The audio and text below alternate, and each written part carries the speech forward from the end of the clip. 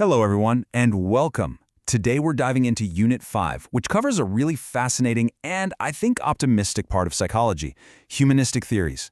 Now, for all of you future counselors, this is absolutely crucial stuff. We're going to be talking all about human potential and this core idea of the self. You know, that fundamental question we all ask, who am I? So let's just start with that big central question. What is the true potential of a human being? I mean, really, what is the ultimate limit of a person's growth? What can someone truly become? This is the giant philosophical puzzle that humanistic psychology really tries to solve. All right, let's get into how it tackles this. You see, back in the 1960s, psychology was pretty much dominated by two big ideas.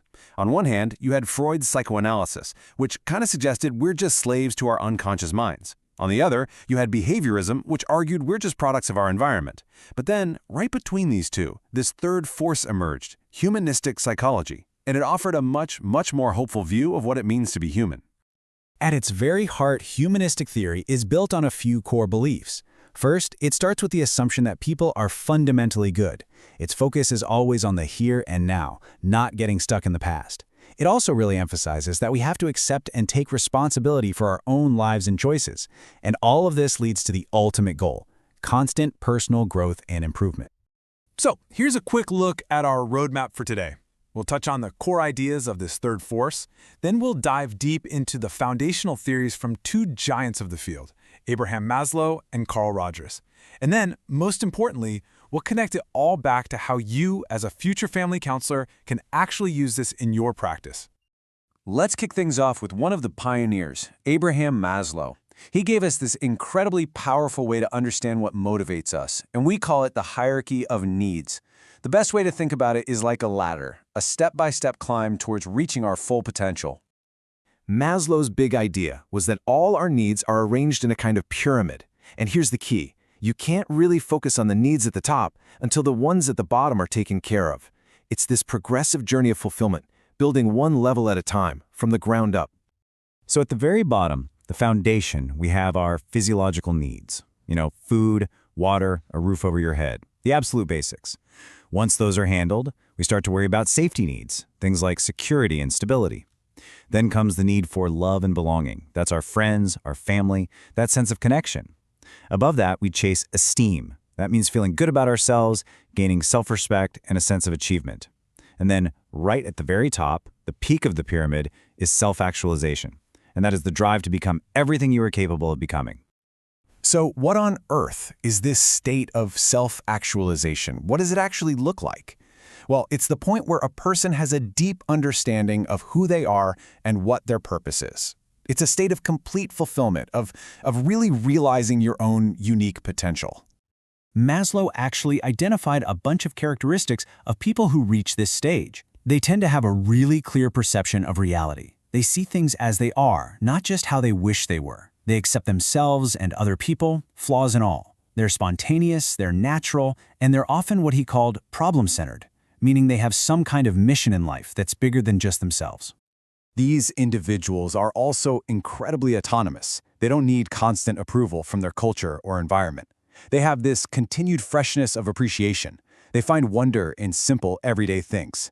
They also have what Maslow famously called peak experiences, and their relationships with people tend to be really deep and meaningful. And what exactly is a peak experience? Well, think about those incredible moments of intense joy or maybe profound peace and calm, where you just feel completely alive and connected to everything. Maslow believed that self-actualized people have these moments more often. Have you ever felt something like that? But, climbing this pyramid is not easy. And one of the biggest roadblocks is actually internal. Maslow called it the Jonah complex. It's basically a fear of our own success, a fear of our own greatness. It's almost like we're scared of our own potential, so we unconsciously hold ourselves back from achieving it. All right, now let's shift gears to our second major humanistic thinker, Carl Rogers. So if Maslow gave us the external roadmap to potential, Rogers gives us the map for the journey within. He really focuses on how our sense of self develops. Rogers said we basically have two critical parts of ourself. First, there's the real self. This is who you actually are, based on your genuine feelings, your gut instincts, your authentic desires. Then, there's the ideal self. This is the person you feel you should be. It's built from all the expectations and standards that society, your parents, your teachers have put on you. And right here, in this space between the two, is where so much psychological struggle begins. When a gap or a distance starts to form between our real self and our ideal self, Rogers called this incongruity. It is that deep internal conflict between who I am and who I'm supposed to be. The idea is actually pretty simple. This gap between the real self and the ideal self is what he termed incongruency. And the wider that gap gets, the more we suffer, the more mental distress we feel. For Rogers, this was pretty much the definition of neurosis. So where does this gap even come from? Rogers pointed his finger at something he called conditions of worth. This is what happens when, as kids, we learn that we'll only get love and praise on certain conditions. You know, you're a good girl if you get good grades, or we'll be proud of you if you act a certain way. These conditions force us to build an ideal self that often has very little to do with who we really are. So now, what happens when a situation comes along that threatens to expose this gap? A situation that basically holds up a mirror and shows us just how different our real self is from our ideal self. We feel anxiety. That anxiety is like a warning signal that our whole self-concept is under threat. And to shield ourselves from this really uncomfortable anxiety, we use defenses. The first one is denial, where we just completely block out the threatening situation. For example, you just refuse to even look at a bad report card. The second is perceptual distortion, where we twist or reinterpret the situation to make it seem less threatening, like saying, "Oh, that test was just unfair. That's why I did badly." And here is the real problem. This whole thing becomes a vicious cycle. The more we use these defenses, the wider the gap between our real and ideal self becomes. And that, of course, leads to more incongruity, which creates even more anxiety, which then requires even more defenses to cope. It just spirals. Okay, so this brings us to the most important part for all of you. As future counselors, as therapists, how do you take all this theory and actually put it into practice? Why is understanding Maslow and Rogers so essential for the work you're going to do? Just think about it for a second. Your client walks in and they're completely stuck in this conflict between their real and ideal self. They're trapped in this cycle of anxiety and defenses we just talked about. So how do you help them break free? Well, your primary goal as a humanistic counselor is to create the kind of safe, accepting environment that your client might never have had. You provide what Rogers called unconditional positive regard. That means complete acceptance with no conditions attached. You practice deep empathy and you listen. You really listen. Your job is to help the client discover their own real self so they can start to close that gap of incongruency and move forward on their own journey towards self-actualization. So I want to leave you with this question to really think about, because these theories aren't just for textbooks. They are real, practical tools for helping people. As a counselor, how will you use them to help your client connect with their true self, reach their incredible potential, and finally achieve self-actualization? नमस्कार students और welcome. आज हम एक सफ़र पर चलेंगे ये समझने के लिए कि हम क्यों हैं। We are going to explore 3 major psychological theories जो ह्यूमन डेवलपमेंट की पूरी कहानी बताती हैं। हम शुरू करेंगे अपने अंदर से, अपने सेल्फ से, और फिर धीरे धीरे बाहर की दुनिया तक जाएंगे।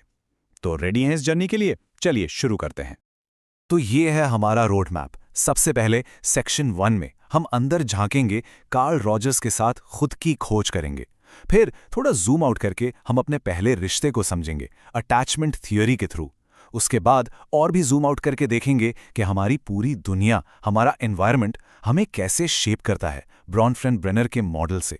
और आखिर में इन सबको जोड़कर देखेंगे कि एक काउंसलर के लिए ये थियोरीज इतनी ज़रूरी क्यों हैं। तो चलिए, हमारा पहला स्टॉप है कार्ल रॉजर्स की दुनिया। उनके दिमाग में एक बहुत ही सिंपल लेकिन बहुत गहरा सवाल था। एक फुली फंक्शनिंग पर्सन होने का मतलब क्या है? उनके हिसाब से ये वो इंसान है जो अपने फुल पोटेंशियल को रियलाइज कर रहा है, एक ऐसी लाइफ जी रहा है जो रिच है, मीनिंगफुल है। तो आगे सवाल ये उठता है कि आखिर ये फुली फंक्शनिंग पर्सन बनते कैसे हैं? रॉजर्स ने कहा कि इसका कोई शॉर्टकट नहीं है। ये एक लाइफ लॉन्ग प्रोसेस है जिसमें हम कुछ खास क्वालिटीज़ को अपने अंदर डेवलप करते हैं। आप इन 5 क्वालिटीज को एक रोड मैप की तरह समझ सकते हैं। पहला है ओपननेस टू एक्सपीरियंस, मतलब अपने फीलिंग्स को, अपने एक्सपीरियंसेस को खुले दिल से एक्सेप्ट करना, बिना डिफेंसिव हुए। दूसरा एग्जिस्टेंशियल लिविंग, यानी हेयर एंड नाउ में जीना, प्रेजेंट मोमेंट में, ना पास्ट में अटके रहना, ना फ्यूचर की चिंता करना। तीसरी क्वालिटी है ऑर्गेनाइजमिक ट्रस्टिंग, अपने अंदर की आवाज पर, अपनी गट फीलिंग पर भरोसा करना सीखना। चौथा है एक्सपीरियंशियल फ्रीडम, ये फील करना कि आपके पास चॉइसेस हैं और उनकी जिम्मेदारी लेना। और आखिरी में क्रिएटिविटी, दुनिया में कुछ मीनिंगफुल कंट्रीब्यूट करने की चाह। अच्छा, रॉजर्स का थेरेपी का अप्रोच भी टाइम के साथ इवॉल्व हुआ। शुरू में उन्होंने इसे नॉन डायरेक्टिव थेरेपी कहा। उनका मानना था कि थेरेपिस्ट को क्लाइंट को बिल्कुल गाइड नहीं करना चाहिए, क्लाइंट खुद अपना रास्ता ढूंढेगा। लेकिन बाद में उन्हें रियलाइज हुआ कि थेरेपिस्ट की प्रेजेंस का असर तो पड़ता ही है, इसलिए उन्होंने नाम बदलकर क्लाइंट सेंटर्ड थेरेपी कर दिया। लेकिन जो मेन बात थी वो सेम रही, फोकस हमेशा क्लाइंट पर है। क्लाइंट ही अपनी लाइफ का सबसे बड़ा एक्सपर्ट है। रॉजर्स के लिए थेरेपी की टेक्निक से ज़्यादा ज़रूरी थी ये 3 क्वालिटीज़ जो एक थेरेपिस्ट में होनी ही चाहिए। पहली कंग्रुएंस, मतलब जेन्युइननेस, असली होना। दूसरी एम्पैथी, क्लाइंट जैसा फील कर रहा है उसको असली में समझने की कोशिश करना। और तीसरी रिस्पेक्ट, जिसे उन्होंने अनकंडीशनल पॉजिटिव रिगार्ड कहा, यानी क्लाइंट को पूरी तरह एक्सेप्ट करना बिना किसी जजमेंट के। और सुनिए, रॉजर्स ने यह क्लेम किया कि सिर्फ ये 3 चीजें ही नेसेसरी एंड सफिशिएंट हैं क्लाइंट में पॉजिटिव चेंज लाने के लिए। बहुत बड़ी बात है ये। ये कोट रॉजर एंड थेरेपी के गोल को बहुत खूबसूरती से समझाता है। जब आप एक बच्चे को साइकिल चलाना सिखाते हैं तो एक पॉइंट आता है जब आपको उन्हें छोड़ना पड़ता है। अगर वो गिरेंगे तो गिरेंगे, लेकिन अगर आप पकड़े रहेंगे तो वो कभी नहीं सीख पाएंगे। बिल्कुल यही काम एक थेरेपिस्ट का है, क्लाइंट को डिपेंडेंट बनाना नहीं बल्कि उन्हें इंडिपेंडेंट बनाना, ताकि वो अपना रास्ता खुद बना सकें। तो अभी तक हमने अपने अंदर की दुनिया, द सेल्फ, को एक्सप्लोर किया। लेकिन ये सेल्फ अकेले एक वैक्यूम में डेवलप नहीं होता। उस पर सबसे गहरा असर पड़ता है हमारे शुरुआती रिश्तों का, हमारे बॉन्ड्स का। और यही हमें ले आता है हमारे अगले सेक्शन पर। अब हम जूम आउट कर रहे हैं और फोकस कर रहे हैं अटैचमेंट थ्योरी पर। जॉन बोल्बी ने बताया कि अटैचमेंट एक दिन में नहीं होता, ये एक प्रोसेस है जो 4 फेजेस में डेवलप होता है। शुरू में जन्म से 6 हफ्ते तक बच्चा किसी से भी इंटरैक्ट कर लेता है। फिर 6 हफ्ते से 6-8 महीने तक वो अपने फैमिलियर केयरगिवर जैसे माँ को अलग से पहचानने लगता है। इसके बाद 6-8 महीने से 2 साल तक क्लियर कट अटैचमेंट बनता है। यही वो टाइम है जब सेपरेशन एंग्जाइटी दिखती है, मतलब माँ के जाने पर बच्चा रोता है। और आखिर में 2 साल के बाद बच्चा समझने लगता है कि पेरेंट्स जाते हैं पर वापस भी आते हैं और एक रेसिप्रोकल रिलेशनशिप बनता है। लेकिन सवाल ये है कि ये अटैचमेंट बनता ही क्यों है? क्या सिर्फ खाने के लिए? इसका जवाब ढूंढने के लिए हारी हार्लो ने एक कमाल का एक्सपेरिमेंट किया। उन्होंने बंदर की बच्चों को 2 नकली माँ दी। एक तार की बनी थी जो दूध देती थी और दूसरी कपड़े की बनी थी जो नरम थी पर दूध नहीं देती थी। रिजल्ट बिल्कुल हैरान करने वाला था। बंदर के बच्चे अपना सारा टाइम उस नरम कपड़े वाली माँ से चिपके रहते थे। इससे ये साबित हुआ कि अटैचमेंट के लिए कॉन्टैक्ट कंफर्ट, वो प्यार भरा टच, खाने से भी ज्यादा जरूरी है। तो ठीक है, अटैचमेंट ज़रूरी है, लेकिन इस बॉन्ड की क्वालिटी को हम मेजर कैसे करें? इसके लिए मैरी एन्सवर्थ ने एक बहुत ही क्लेवर प्रोसीजर डिज़ाइन किया जिसका नाम है द स्ट्रेंज सिचुएशन। इसमें बेसिकली एक बच्चे को थोड़ी थोड़ी देर के लिए उसके पेरेंट्स से अलग किया जाता है और फिर उनके रियूनियन को ऑब्जर्व किया जाता है, ये देखने के लिए कि बच्चा कैसे बिहेव करता है। इन ऑब्जर्वेशन से 3 मेन अटैचमेंट स्टाइल सामने आए। पहला, सिक्योर। सिक्योर बच्चे पेरेंट के जाने पर परेशान होते हैं लेकिन उनके वापस आने पर आराम से शांत हो जाते हैं। दूसरा, अवॉइडेंट। ये बच्चे पेरेंट के जाने या आने पर ज्यादा रिएक्शन नहीं देते, उन्हें अवॉइड करते हैं। और तीसरा, रेजिस्टेंट। ये बच्चे जाने पर बहुत ज्यादा परेशान होते हैं लेकिन जब पेरेंट वापस आता है तो उनसे चिपकने के बाद उन्हीं से दूर भागने की कोशिश करते हैं। ये स्टाइल्स बच्चे के इंटरनल वर्किंग मॉडल को दिखाते हैं, यानी उनके दिमाग में रिश्तों का क्या ब्लूप्रिंट बना हुआ है। ओके, अब टाइम है हमारे आखिरी और सबसे बड़े जूम आउट का। हमने सेल्फ को देखा, हमने उसके पहले बॉन्ड को देखा, लेकिन यूरी ब्रॉनफिनब्रेनर ने कहा कि अगर आपको किसी को सच में समझना है तो आपको उस इंसान और उसके रिश्तों से भी आगे देखना होगा। आपको उसकी पूरी दुनिया, उसके पूरे एनवायरनमेंट को समझना होगा। उनके मॉडल की जो सबसे पहली और अंदर की लेयर है वो है माइक्रो सिस्टम। यह हमारी इमीडिएट एनवायरनमेंट है, वो लोग और वो जगह जिनके साथ हमारा रोज का डायरेक्ट इंटरेक्शन होता है, जैसे कि हमारी फैमिली, हमारा स्कूल, हमारे दोस्त। अब इससे अगली लेयर है मेसो सिस्टम। ये माइक्रो सिस्टम्स के बीच का कनेक्शन है। फॉर एग्जाम्पल, आपकी फैमिली लाइफ और आपकी स्कूल लाइफ के बीच का कनेक्शन। अगर घर पर टेंशन है तो उसका असर स्कूल की परफॉर्मेंस पर जरूर पड़ेगा। ये उन कनेक्शंस का सिस्टम है। इसके बाद आता है एक्सो सिस्टम, और ये थोड़ा ट्रिकी है। इसमें वो सोशल सेटिंग्स आती हैं जिनका आप डायरेक्ट हिस्सा नहीं हैं लेकिन फिर भी वो आप पर असर डालती हैं। सबसे अच्छा एग्जाम्पल है आपके पेरेंट्स का वर्क प्लेस। अगर उनका प्रमोशन होता है और वो खुश हैं तो इसका पॉजिटिव असर आप पर भी पड़ेगा, भले ही आप कभी उनके ऑफिस ना गए हों। फिर आता है मैक्रो सिस्टम। ये हमारा बड़ा कल्चर है, हमारे समाज के कानून, उसकी वैल्यूज़, उसके रीति रिवाज। और आखिर में ब्रॉनफिन ब्रेनर ने ऐड किया क्रोनो सिस्टम, यानी टाइम का डायमेंशन। इसमें पर्सनल लाइफ के चेंजेस जैसे डिवोर्स और बड़े हिस्टोरिकल इवेंट्स जैसे इंटरनेट का आना दोनों शामिल हैं, जो हमारी डेवलपमेंट को शेप करते हैं। और जब आप इन सबको एक साथ रखते हैं तो आपको हमारे एनवायरनमेंट का एक पूरा मैप मिलता है। ये मॉडल दिखाता है कि हम अकेले नहीं हैं, हम इन नेस्टेड स्ट्रक्चर्स के अंदर रहते हैं, फैमिली से लेकर कल्चर तक और जिस टाइम में हम पैदा हुए वहां तक, और ये सब मिलकर हमें वो बनाते हैं जो हम हैं। तो हमने 3 बहुत ही इंपॉर्टेंट थियरीज कवर कर ली हैं, लेकिन अब आते हैं सबसे ज़रूरी हिस्से पर। एक फ्यूचर काउंसलर के तौर पर आप इन सब का इस्तेमाल एक्चुअली करेंगे कैसे? ये वो सवाल है जो आपको हमेशा अपने आप से पूछना चाहिए। ये सिर्फ किताबी बातें नहीं हैं, ये बहुत पावरफुल टूल्स हैं जिनको आप रियल वर्ल्ड में लोगों की मदद करने के लिए इस्तेमाल कर सकते हैं। इस स्लाइड को ध्यान से देखिए। ये दिखाता है कि ये तीनों थियरीज आपको 3 अलग-अलग लेंसेज देती हैं क्लाइंट को समझने के लिए। रॉजर्स का लेंस आपको क्लाइंट के अंदर की दुनिया देखने में मदद करता है। अटैचमेंट का लेंस उनके रिश्तों की हिस्ट्री को समझने में, और ब्रॉनफिन ब्रेनर का लेंस उनके ऊपर असर डालने वाली सारी एनवायरमेंटल फोर्सेस को देखने में मदद करता है। तो एज फ्यूचर काउंसलर्स हमेशा याद रखिएगा कि जो भी इंसान आपके सामने बैठा है वो अपने साथ अपनी पूरी दुनिया लेकर आया है। आपका काम सिर्फ एक लेंस यूज करना नहीं है, बल्कि तीनों को मिलाकर इंटीग्रेट करके पूरी पिक्चर को देखना है। जब आप द सेल्फ, द बॉन्ड और द कॉन्टेक्स्ट को एक साथ देखेंगे, तभी आप उनकी कहानी को सच में समझ पाएंगे। Thank you. Hello, students, and welcome. Today, we're going to explore a really powerful way to look at a person's life. It's called life course theory, and I think you'll find it gives you a completely fresh perspective, a new lens to understand the incredible journey each individual takes. So let me start by asking you a question. Is life a straight road? You know, you're born, you go to school, get a job, get married, and then you retire. Is it really that simple? Or is it more like a really complex map with all sorts of twists and turns where the landscape around you is always changing? Because if a client is going to trust you with their map, you need a much better tool than a simple straight line. And that amazing tool is the life course perspective. Now, this isn't just some theory from psychology. Think of it as a team-up. It's a multidisciplinary paradigm, which is a fancy way of saying it pulls in powerful ideas from history, from sociology, from economics, all to help us do one crucial thing: connect a single person's life to the bigger story of where and when they lived. So at its heart, what are we really looking at?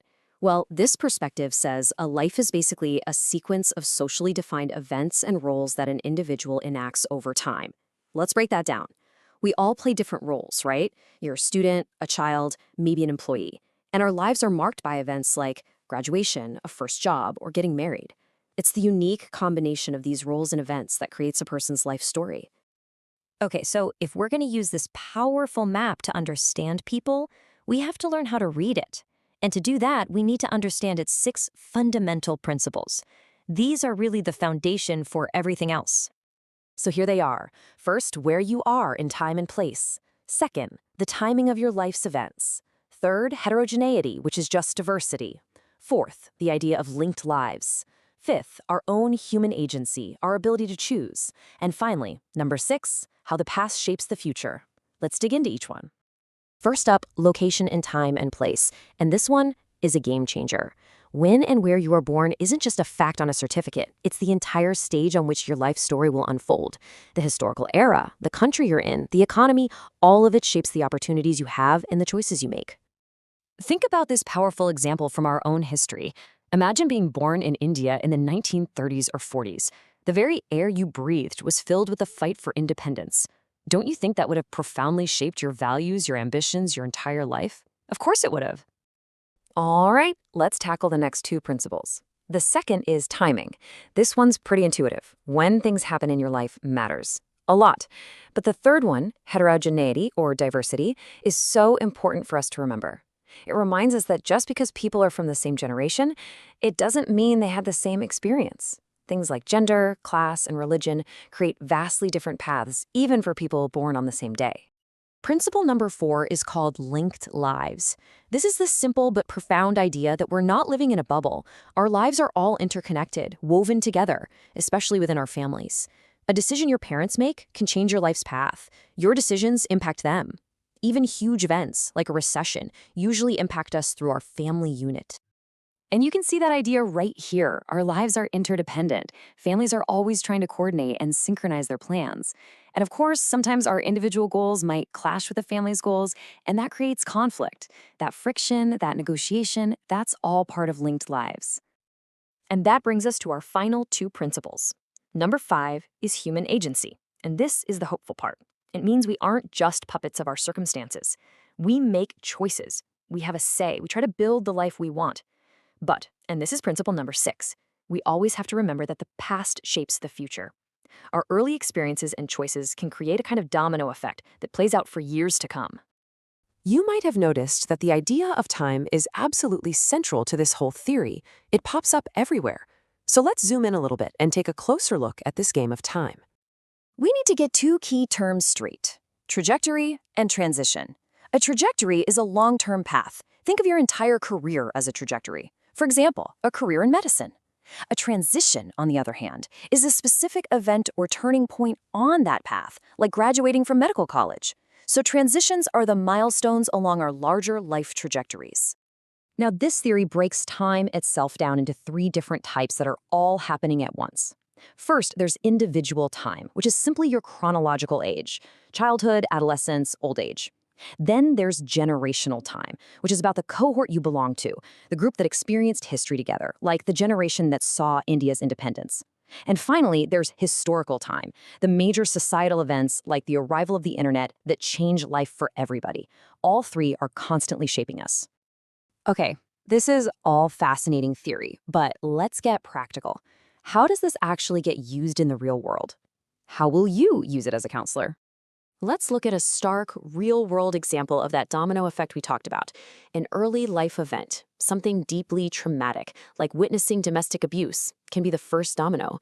That can lead to the next one falling, dropping out of school. And that, in turn, can lead to a later life outcome like getting trapped in a cycle of poverty or even repeating that pattern of violence. As a counselor, being able to see that chain reaction is absolutely vital. And I want you to know this isn't some obscure theory. It's a global perspective. It's being used everywhere to study everything from youth in Canada to family support in Sri Lanka to generational relations right here in India. It's a living, breathing framework that helps us understand real-world issues. So let's bring it all together. For you, as future counselors and family therapists, what is the single most important thing you need to take away from all of this? It's this. And please never forget it. When a client sits down in front of you, you are not just seeing an individual. You are seeing a product of their entire history, a nexus of all their relationships, and a reflection of the times they have lived through. Their problems don't exist in a vacuum. They exist within the rich, complex context of their life course. So I'll leave you with a question to carry into your practice. From now on, whenever you listen to a person's story, ask yourself, what history, what people, and what major life events are shaping this narrative?